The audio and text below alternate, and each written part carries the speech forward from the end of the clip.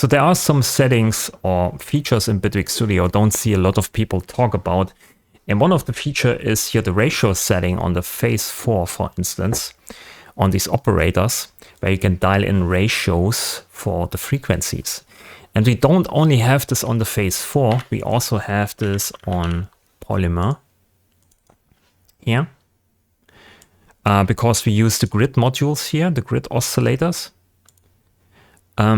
So we can also use this inside of the grid. So when we use your polygrid, we have this here, of course, on the sine oscillator, for instance, or we have even a ratio module itself, right? So we can input here a frequency or a note, and then the note is converted to a frequency. We can use the frequency in the ratio, and then we can multiply this frequency, or we can divide this frequency. And then we use this frequency as an input for the sine or for the oscillator or whatever we want to use it for. So I want to talk about in this video about this ratio setting and how it can lead to interesting, nice notes, melodies, and even chords. So it's probably a bit longer video and maybe it's a bit more advanced topic, but using these ratios is sometimes a nice starting point for a track, because usually you start right in the piano roll and you have this blank page with all these notes, and then you start to come up with some chord progressions or melodies on the same blank page every day or whenever you want to start the track. And it usually leads to the same results, because you have your habits, you dial in the same chords, you stick to the same scales, and so on, whatever. So this could be another way of starting off things differently and end up on different places. So about this ratio setting here, there are some things you have to know. When you use the ratio, you work within the frequency range. You don't work with notes. Within the grid, it's converted at some point to a note or to MIDI note or whatever you want to call it. But the ratio setting, it's all about frequencies, which means you basically work within a different tuning system, which is called just intonation. And when you play keyboard or when you play a piano, you usually work with equal temperament. Equal temperament is basically that certain notes on the keyboard are a few cents off the perfect ratio.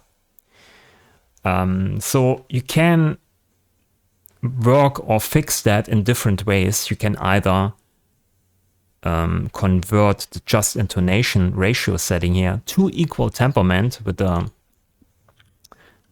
quantizer, right? So you take all these perfect ratios and dump it down or correct it in the right way to equal temperament, or you can play completely in just intonation, work with the frequencies, and then on a different track, you maybe play along with the synthesizer. For instance, here maybe polymer. You can use the micro pitch for that. Input with your keyboard equal temperament notes. Use here just as a preset, and then you convert it to just intonation here, and then you play with the polymer the right frequencies. But the micro pitch, I think, in my opinion, or as far as I know, works only with Bitwig internal devices, because you play certain notes on a different frequency. So the VST, if you want to use a VST, has to support this. And as far as I know, most VSTs don't support this. So when you use, for instance, a piano sample library or something like that, usually you just play in equal temperament no matter what you do. So two ways to correct this: basically convert your equally temperament input notes to just intonation and stick on the polygrid here with just intonation, or correct the just intonation in the polygrid here to equal temperament with the pitch quantizer, and then just, play VSTs in the normal way, which is, in my opinion, the better solution. but you have to look up actually if it sounds still nice when you correct this here to equal temperament, because certain ratios are perfect, right? It's just a math operation. So certain ratios maybe don't sound that good anymore when you correct the frequencies. Okay, that's just as a side note, so you know what's going up. So so the ratio thing is in that particular thing very interesting, because you work with frequencies and mathematical operations on these frequencies, which can lead to nice results. So here we have so we have now here a C3 note. We have a ratio of 1:1, so it stays the same note. So we just output this here. So it stays the same note. It's basically just C3. And when you go up here to 2, we basically have twice the frequency of C3, which happens to be just 1 octave higher. So it's C4. And then we go up 3 times the frequency of C3 is not 3 octaves higher. It's actually, I think, 3 octaves and a half, if I'm not wrong. Maybe put on here a keyboard. Let's see, virtual keyboard.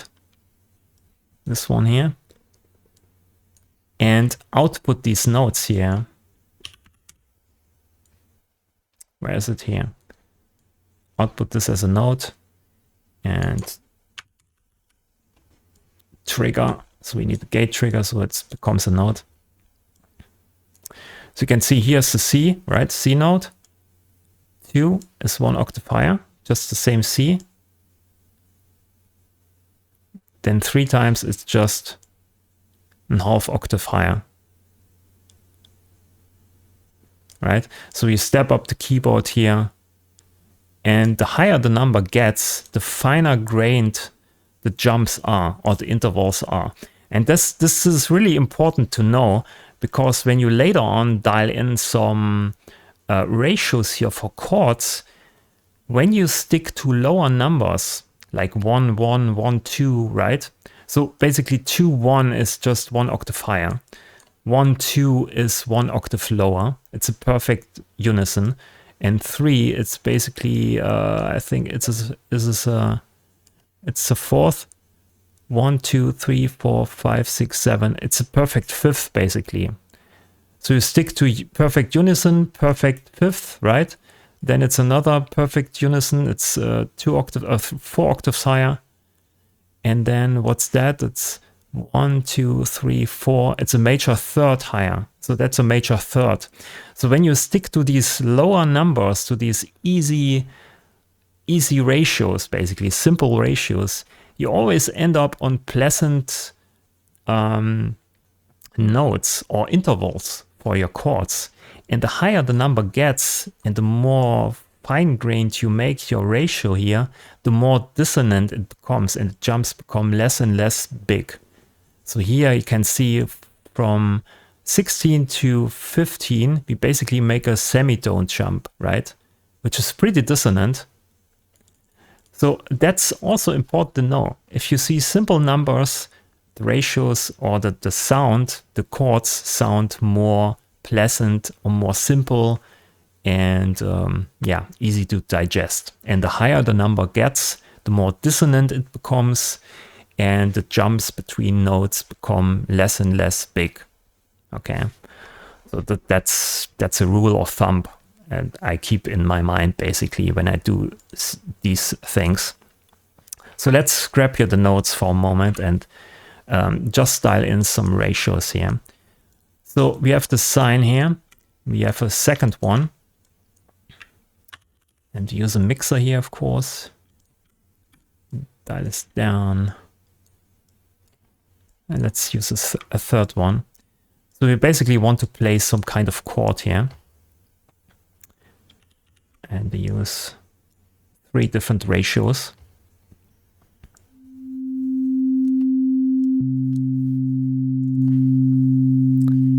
So right, this middle thing here plays basically 1 octave lower, 1 to 2. this is now 2 octaves and a half octave lower, so it's a bit more dissonant. It's probably a fourth down.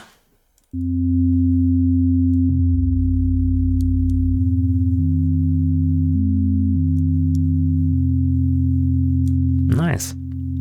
So that's a nice chord in my opinion.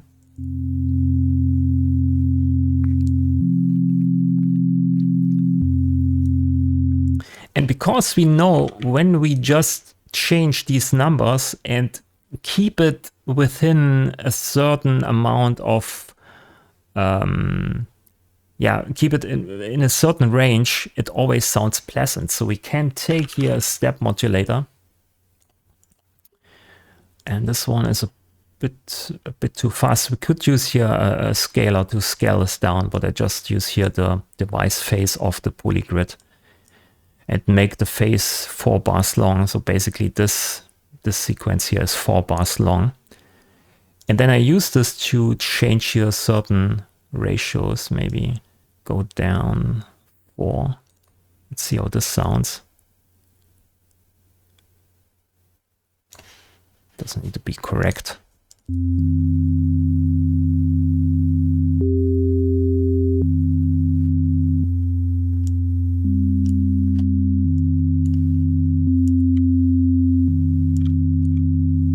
Use this one here. It's only 5 steps, different settings.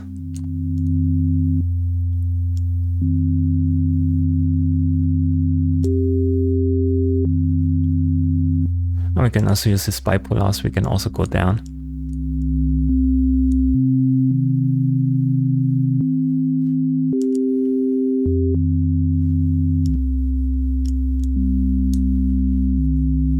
So you get kind of okayish chord progressions with that.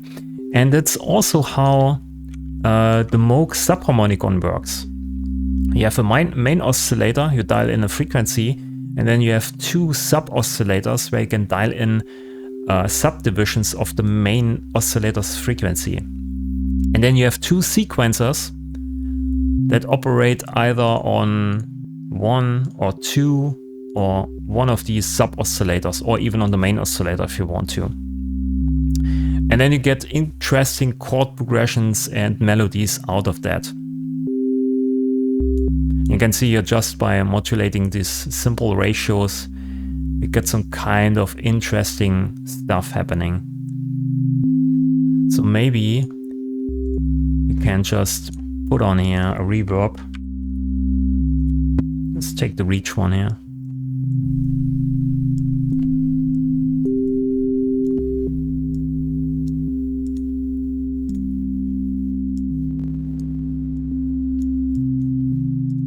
Chorus.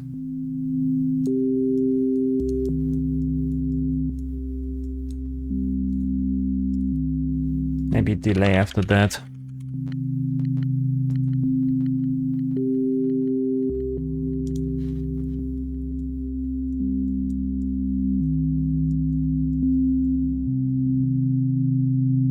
So maybe you can also dial in a bit of stereo feel.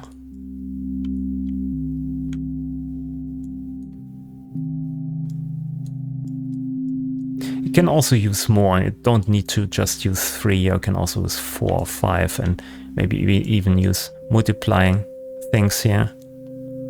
What you also can do is you can say, I don't want to use the ratio setting on the initial main frequency to stay true to a ratio setting. You can also say I want to have the same ratio here from the second to the third operator, right? Something like this. So you have always the same ratio between these two instead of these two. So you can do stuff like this, or even do something like this and then use 4 or 5 of these in a row and see what you come up with that. So you take the ratio from this, then the ratio from that, and then the ratio from that. And, you know, it leads to different things, different results. And you can go completely wild with the math operations on notes. Maybe use a quantizer here. Use all the notes. Bring this in, duplicate this.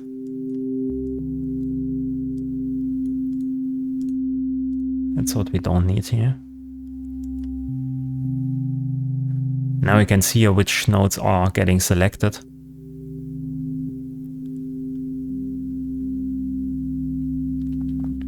And if you're not sure in which kind of scale we are, you can do something like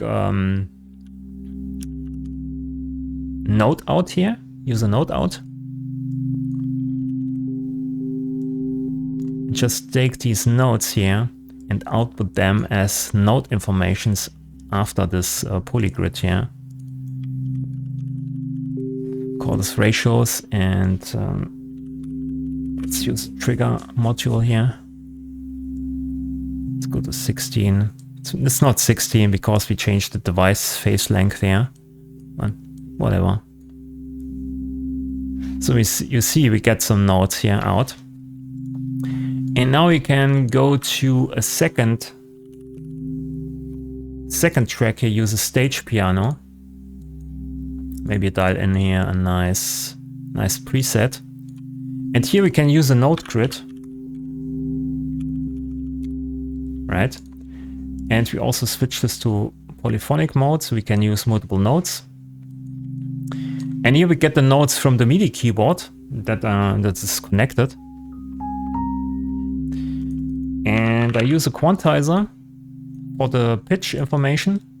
And I'm just selecting this here, go to note input, use note input, and we use the note output of the ratio grid we created earlier, right?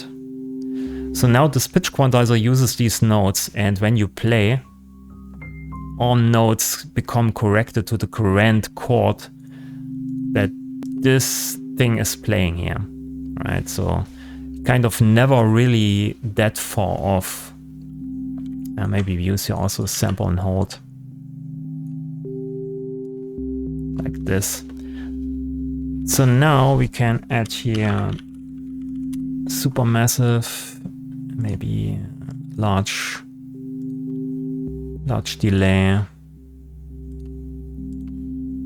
It's maybe a bit too big, but who cares?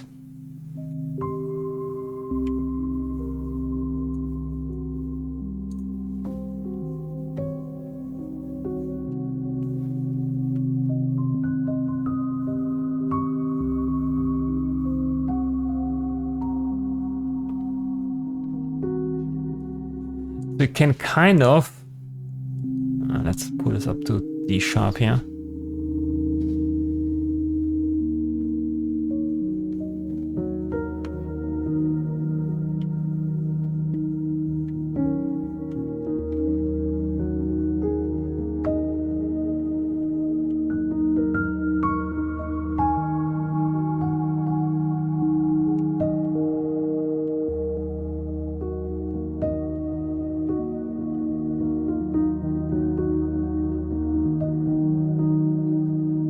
So you not only can create a chord here with these ratios pretty easily, you can also create chord progressions easily, because when you stick to these lower numbers, to these lower ratios, you always end up with a pleasing chord in a way, right? So, and not only that, with the chord progressions, you also create a scale. So if you use more of these notes, you're like, I do just use 3. But if you use 4 or 5, you get more and more notes you then can use here for a quantizer in a second track to create some additional lines, melody lines, or bass lines, or whatever, or melody lines on top that completely fit the scale of this one and the whole feeling of this one. So, so you can start basically your track or your backdrop or your idea in a kind of simple mathematical way and stack your way up and make the track more complex and more complex. But you start with simple ratios, basically, some simple mathematical operations, which is nice to do sometimes instead of going into the piano roll here and doing the same thing over and over again. So it's just an interesting way of starting things up and getting new ideas or interesting results. And I really like to do this most of the times because it's highly musical in a way, because you just stick to your ears. You try to dial in here some ratios and listen to it, and when you think, oh, that sounds nice, right? You just leave it there and modulate a bit, and then you end up with something interesting.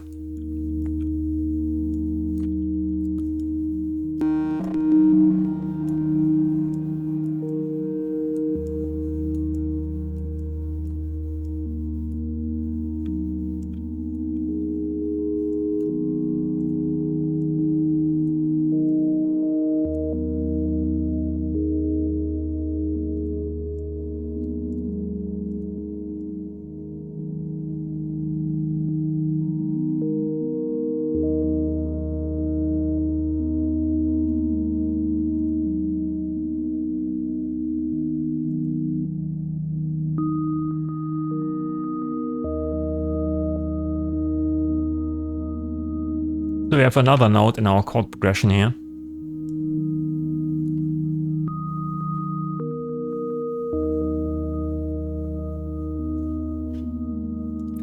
And if you like the chord progression for this, you can also create your own instrument track.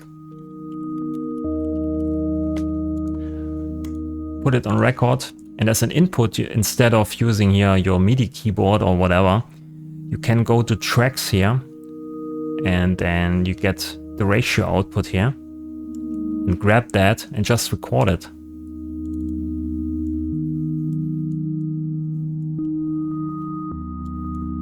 Oh, you have some pitch bends, micro pitch bends also in here.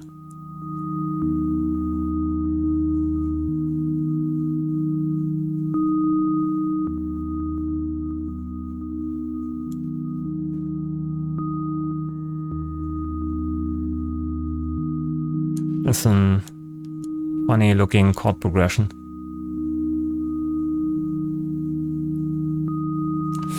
Okay, so that's also something you can do. If you want to get rid of these pitch bends, I think you have to use here sample and holds. And would be also probably better to use your different speed settings. Let's use a scaler.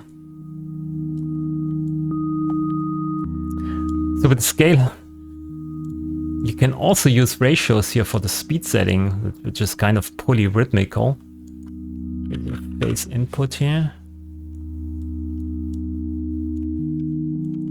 So use a play thing to reset the phase. So here we use the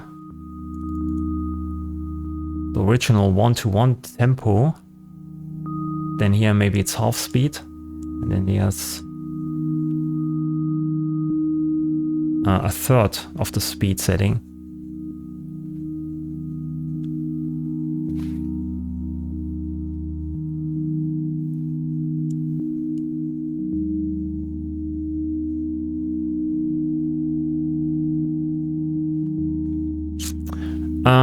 Okay, so here's a sample and hold. Use more of these. Let's see how this works, if this works.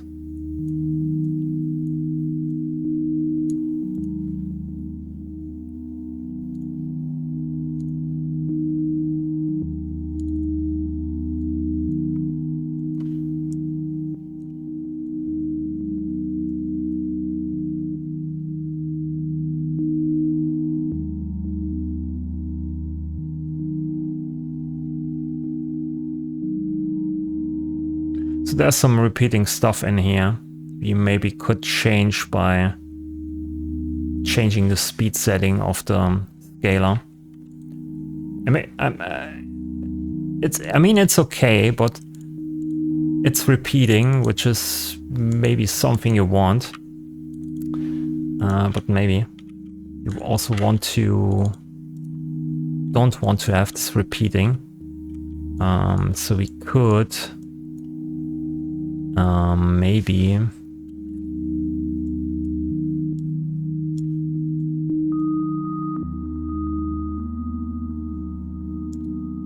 this is 4, 5, this is 8. We go to 9 here.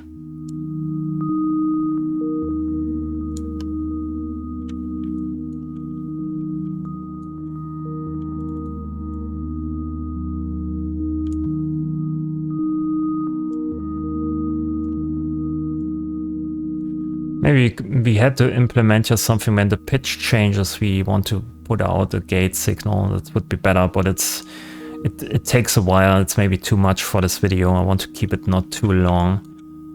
So I'm sticking here just to a trigger.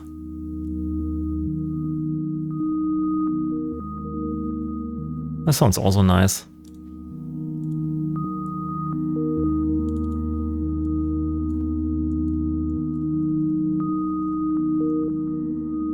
Oh yeah, we don't get all the notes because we trigger not that often.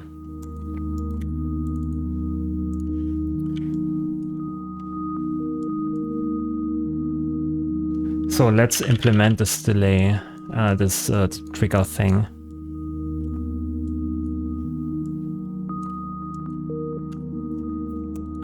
Logic, uneven.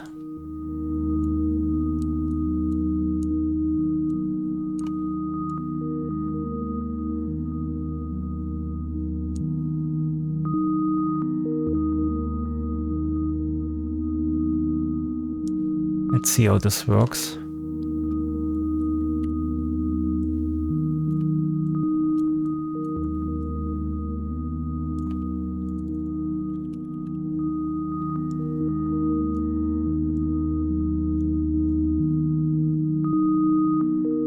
Yeah, that's too much for this video. I think I just keep it at this. I probably want to fiddle around now for 2 hours to find this best setting for that. But maybe I do a preset for this type of device in the future, or maybe over the weekend, so I can yeah, serve you with that on my Patreon. Okay, that's it. So it's a nice way of creating chord progressions, starting a track, finding new intervals between notes. So the ratio setting is highly recommended from my side for you to try it out. So that's it for this video. Thanks for watching. Leave a like if you liked the video. Ask me questions in the comments, of course, and subscribe to the channel. Thanks for watching, and I'll see you in the next one. Bye.